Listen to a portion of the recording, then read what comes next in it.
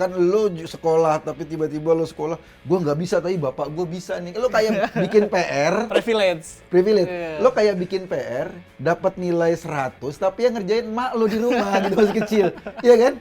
Anak kecil bikin PR, wih ini anak keren banget nih. Tapi yang ngerjain di rumah bapak lo, mak lo, ya anaknya nggak bisa apa-apa.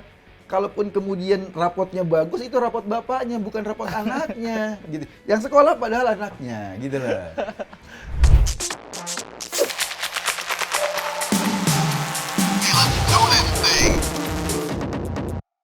Obrolan kaum penguin. Penguin itu makhluk lucu yang kemudian sekarang orang teriak-teriak jadi simbolnya. Jadi ikonnya Ganjar Mahfud karena dia makhluk lucu, pekerja keras, nggak gampang marah-marah dan juga tahan segala cuaca. Itu yang paling menarik dan sampai sekarang tentu saja punya komunitas, itu artinya punya jiwa sosial yang luar biasa tinggi. Nah, gua sama Iwan Chan itu bikin acara namanya Obrolan Kaum Penguin. Obrolan Penguin. Nah, gitulah kira-kira Wan ya. Wan, lo mau ngobrol apa Wan? Kira-kira Wan? Iya nih, gue tuh sedikit ada keganjel ya Mas ya. Ada beberapa menteri nih yang menurut... Kenapa lu ditolak cewek? Enggak, gue kesel banget gitu loh. Ada beberapa menteri yang mengatasnamakan bansos itu punyanya Pak Jokowi aja Mas. Bansos punyanya Jokowi? Iya, itu menurut gue kayak seakan-akan membrainwash masyarakat untuk lu harus terima kasih nih sama Pak Jokowi karena Pak Jokowi udah punya bansos program ini dan udah kasih ke masyarakat ini. Kan itu kan bansos kan emang udah kewajiban pemerintah ya Mas ya. Kalau menurut lu gimana Mas pandangan lu Mas? Iya, ya itu ini kan menjelang pemilu ya. Jadi ada orang yang money politik pakai duit sendiri. Ya, lo pakai duit lo nyari suara pakai duit lo, itu lumayan. Lo cuma terkena money politik. Dalam hukum pidana itu money politik. Tapi yang paling parah itu ada orang money politik pakai duit negara. Ah, itu dia tuh. Itu dia. Jadi kalau misalnya, kan kita tahu lah ya, Gibran anaknya Jokowi lagi nyapres. Lagi dampingi Prabowo. Tiba-tiba ada menteri Zulkifli Hasan ngomong bansos ini adalah kebaikan hati Pak Jokowi kepada masyarakat. Terakhir siapa? Erlangga Hartarto. Juga ngomong yang sama kan ya. Kalau bansos mau diteruskan atau berterima kasihlah kepada Pak Jokowi. Enggak lah, harusnya kita berterima kasih menjadi warga negara Indonesia, Wan. Karena gini, Wan. Kalau lo lihat konstitusi kita mengatakan bahwa fakir miskin dan anak terlantar itu dipelihara oleh negara. Jadi negara sebagai lembaga administrasi masyarakat itu punya kewajiban memberikan penghidupan bagi fakir miskin dan juga pemeliharaan bagi anak terlantar. Siapapun presidennya itu kewajiban negara. Jadi siapapun presidennya yang terpilih, kalau ada masyarakat Indonesia yang masih miskin, yang masih tidak makmur hidupnya, maka negara punya kewajiban memberikan. Karena itu negara ngambil duit dari orang yang punya penghasilan. Pajak kan? Pajak dikumpulin, dari lo punya penghasilan potong pajak, Bagus punya penghasilan dipotong pajak, semuanya gitu. Dikumpulin, terus dari duitnya Bagus, duitnya lo dikumpulin, ada masyarakat yang membutuhkan. Dibagi ke masyarakat. Harusnya Pak Erlangga bilang, ini bansos, berterima kasihlah sama Iwan sama Bagus yang bayar pajak gitu loh, bukan ke Pak Jokowi. Pak Jokowi fungsinya cuma mengadministrasi keadilan sosial, itu fungsi pemerintah. Dia mengadministrasi keadilan sosial. Nah, ketika dia ngomong gitu, kesalahannya dua tuh. Yang pertama money politik, yang kedua money politik pakai duit negara. Itu menurut gua fatal. Itu manipulatif lah. Gitu loh, itu masalahnya. Terus pertanyaannya gini, mau nggak bansosnya diterusin? Siapapun presidennya, kewajiban negara, kewajiban konstitusi, memang harus melakukan itu. Kalau nggak melakukan itu, dia melanggar konstitusi.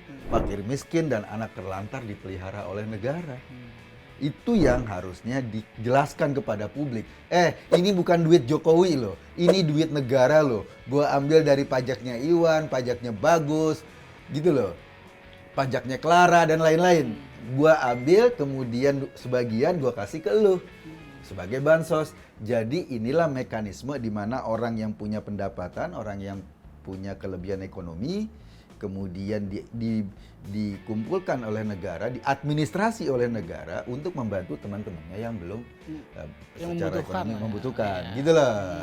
Nah itu gambaran tentang bansos. Jadi menurut gua siapapun presidennya yang terpilih punya kewajiban. Pak SBY misalnya ada BLT gitu loh. Zaman Bu Mega juga ada, zaman dulu ketika reformasi juga ada bantuan-bantuan dan biasa-biasa aja. Bukan cuma zamannya Pak Jokowi doang, bansos. Memang karena setiap saat APBN kita bertambah, sehingga yang bisa diserahkan, yang bisa dibantu jadi makin banyak orang. Tetapi dari dulu semua pemerintahan, zaman Pak Harto juga ada. Oh, ada juga Pak Harto tuh? Ada lah. Gitu loh. Ada dulu gue zaman Pak Harto, ingat di sekolah itu bisa dapat ada bantuan apa ya ada. Gitu loh. Ada subsidi apa, zaman Pak SBY bentuknya mungkin subsidi BBM. Ya kan? Sehingga harga bensin lebih murah gitu loh.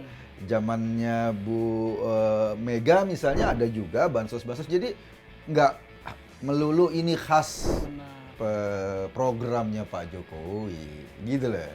Seakan-akan kayak misalkan masyarakat itu disuruh untuk, karena Jokowi ini larinya kemana ya Mas Eko ya? Larinya maksudnya? Iya, kita tahu lah Pak Jokowi ini sekarang dengan konstitusi yang sudah dipenggal lah kasarannya.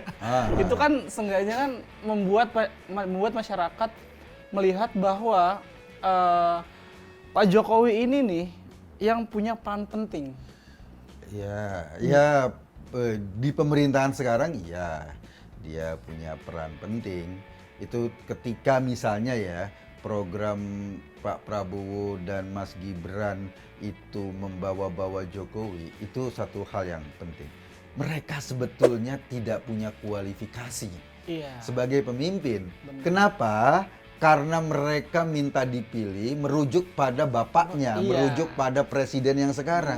Artinya apa? Prabowo sama Gibran benar-benar nggak punya kualifikasi. Dia mau jualan apa? Yang dijual Jokowi. Sama joget, Mas. Sama joget gitu.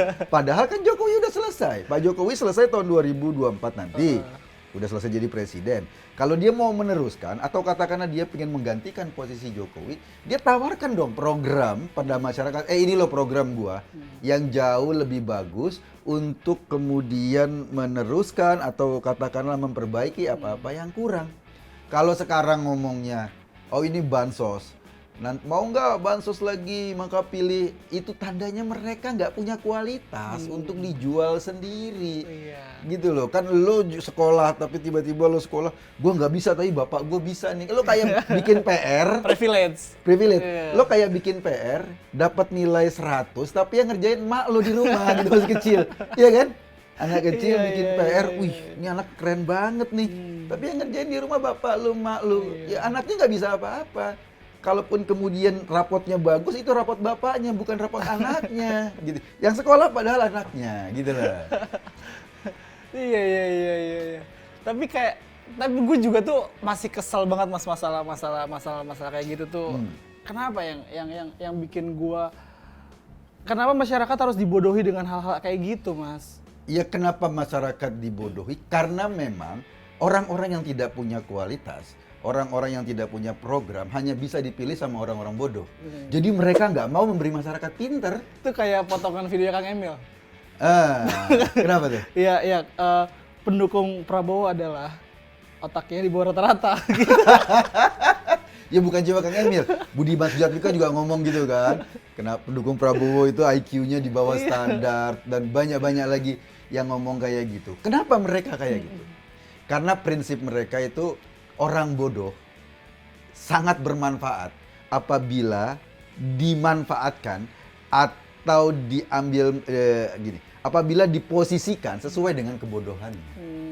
Jadi ketika mereka nggak punya kualitas, nggak punya program yang bagus, lalu kemudian mereka pingin menawarkan kepada masyarakat, program ini hanya bisa diterima oleh orang yang tidak berpikir.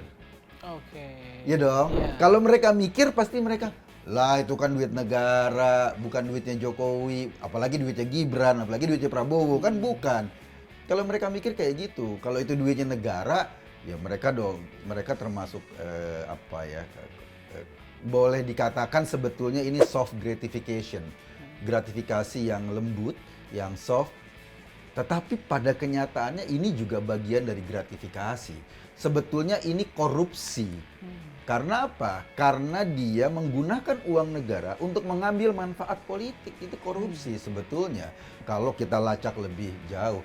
Masa sih kita mau milih calon pemimpin yang dimenangkan dengan cara-cara korup gitu loh. Sudah korup aturannya, iya kan? Di mana di MK, kemudian caranya juga korup, Benar. jualan bansos. Masa sih kita yakin mereka akan memberantas korupsi, uang mereka sendiri adalah naiknya dengan cara yang kayak begitu, gitu loh. Terus program-program mereka juga kan mau naikin pajak Iya, buat iya. makan gratis, Mas. Nah itu dia. Itu lucu Menurut banget. gua itu kan sekarang pada akhirnya akan mengganggu lagi. Kayak sekarang lah ya.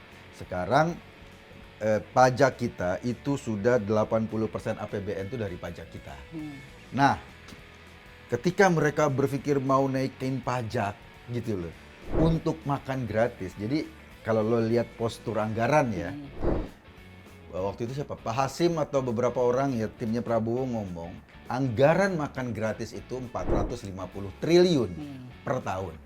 Jadi masyarakat dikasih makan gratis di sekolah-sekolah, anggarannya 450 triliun setahun.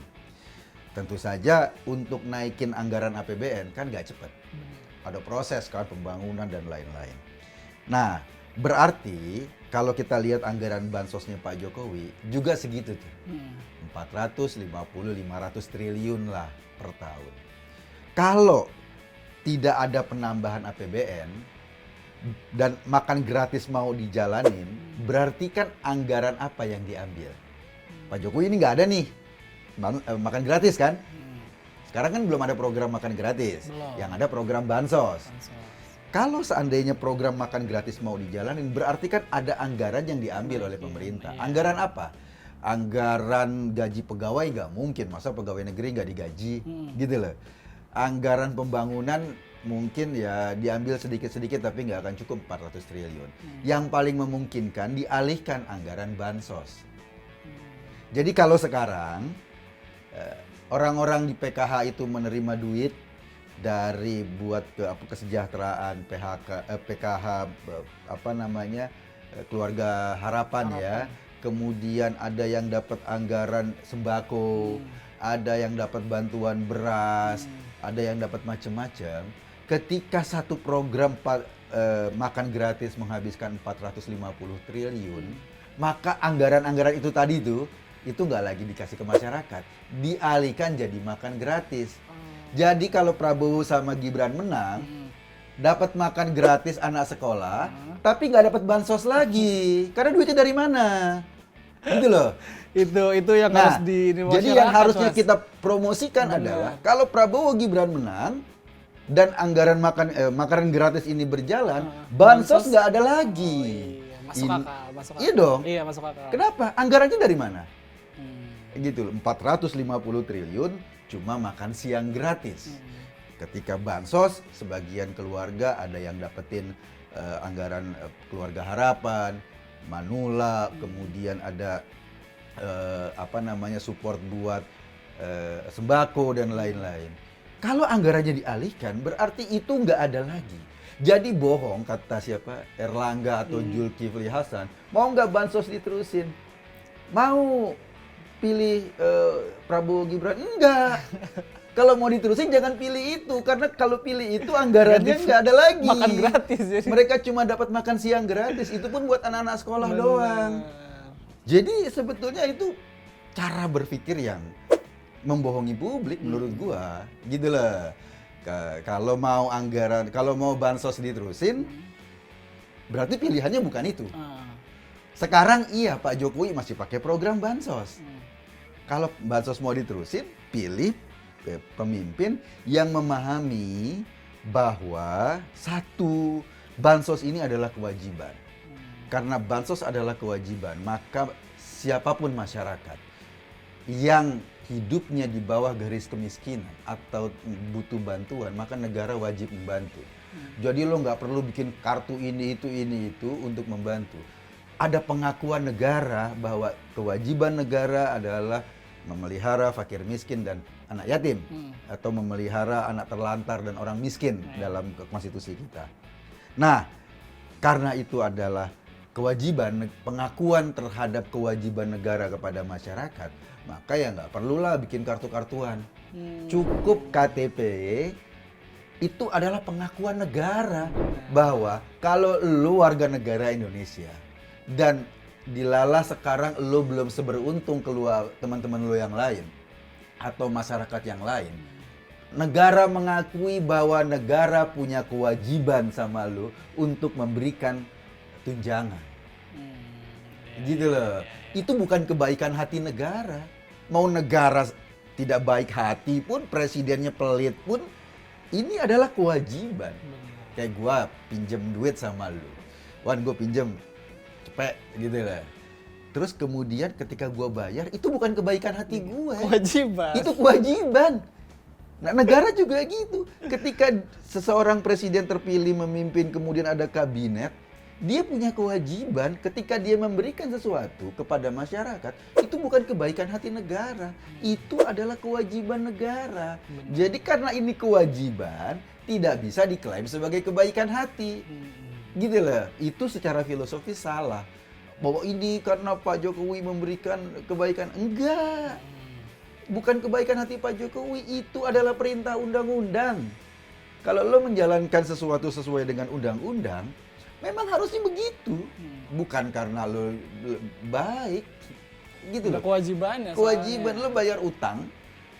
Memang harusnya lo bayar utang, bukan karena lo baik hati maka tuh gue baik hati ya, utang gue bayar. Enggak, lo baik hati atau tidak, kalau lo nggak bayar utang dikejar-kejar orang.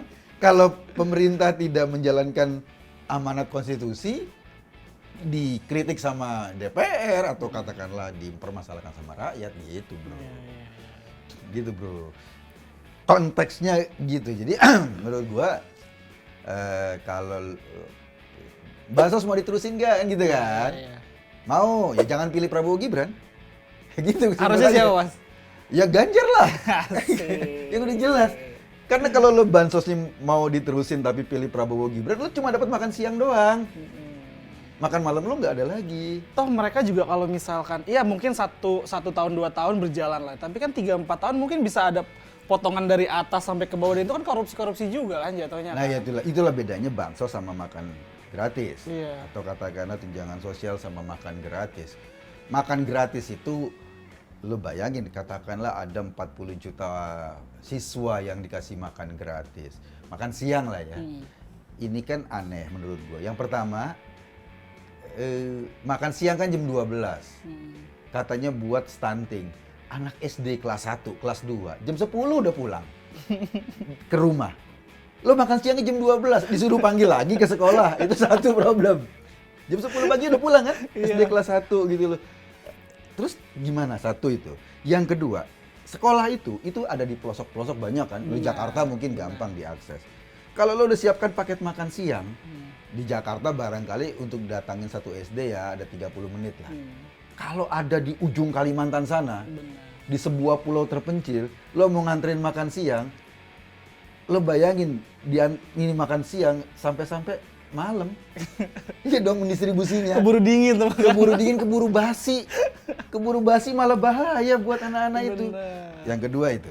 Yang ketiga, kalau makan siang ini untuk anak-anak sekolah, mungkin anak-anak sekolah di desa-desa terpencil bisa menikmati. Tetapi kan itu kan katanya umum.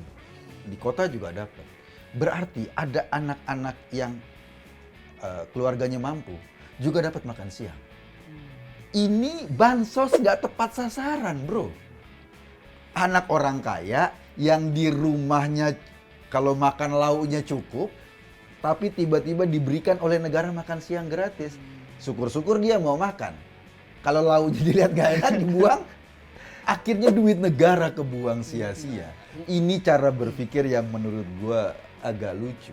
Yang dibutuhkan oleh masyarakat tuh dari 450 triliun duit itu bukan buat ambur-amburan sekali makan siang. Tetapi kalau 450 triliun itu digunakan untuk menciptakan lapangan pekerjaan. Wah, itu sabrak-abrak, Mas. Iya, lo misalnya, Iya. anak lo bisa makan siang. Dikasih sama negara. Lo tapi nganggur. Benar. Dia cuma bisa makan siang. Makan pagi gimana? Nggak ada makan masukan malam juga, gimana? iya. Tapi kalau bapaknya kerja, dia nggak cuma bisa memberikan anaknya makan siang. Makan siang, makan pagi, makan malam, pendidikan, bajunya, kesejahteraannya, bahkan sampai hiburannya bisa dipenuhi sama keluarganya. Jadi menurut gua, ya sekali lagi itu, orang bodoh hanya bisa bermanfaat apabila diposisikan sesuai dengan kebodohannya. Nah, proses pembodohan massal itu dilakukan oleh menteri-menteri tadi itu agar mereka memilih pemimpin yang tidak punya kualifikasi. Kira-kira gitulah, Man. Oke. Thank you, Man ya. Kita ngobrol-ngobrol lagi minggu depan.